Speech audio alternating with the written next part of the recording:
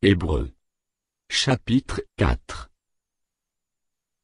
Craignons donc, tandis que la promesse d'entrer dans son repos subsiste encore, qu'aucun de vous ne paraisse être venu trop tard.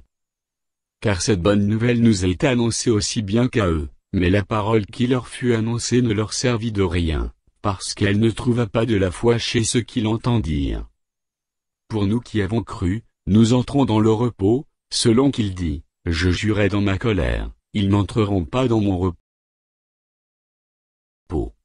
Il dit cela, quoique ses œuvres s'aient achevées depuis la création du monde. Car il a parlé quelque part ainsi du septième jour, et Dieu se reposa de toutes ses œuvres le septième jour. Et ici encore, ils n'entreront pas dans mon repos. Or, puisqu'il est encore réservé à quelques-uns d'y entrer, et que ceux à qui d'abord la promesse a été faite n'y sont pas entrés à cause de leur désobéissance, Dieu fixe de nouveau un jour, aujourd'hui en disant dans David si longtemps après, comme il est dit plus haut, aujourd'hui, si vous entendez sa voix, n'endurcissez pas vos cœurs. Car, si Josué leur eût donné le repos, il ne parlerait pas après cela d'un autre jour. Il y a donc un repos de sabbat réservé au peuple de Dieu.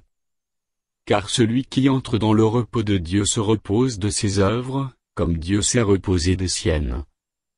Efforçons-nous donc d'entrer dans ce repos, afin que personne ne tombe en donnant le même exemple de désobéissance.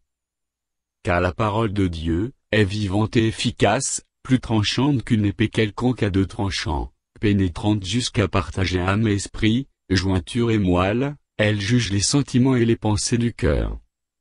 Nulle créature n'est cachée devant lui, mais tout est à nu et à découvert, aux yeux de celui à qui nous devons rendre compte.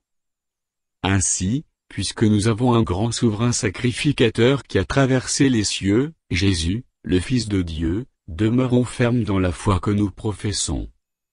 Car nous n'avons pas un souverain sacrificateur qui ne puisse compatir à nos faiblesses, au contraire, il a été tenté comme nous en toutes choses, sans commettre de péché. Approchons-nous donc avec assurance du trône de la grâce, afin d'obtenir miséricorde et de trouver grâce, pour être secourus dans nos besoins.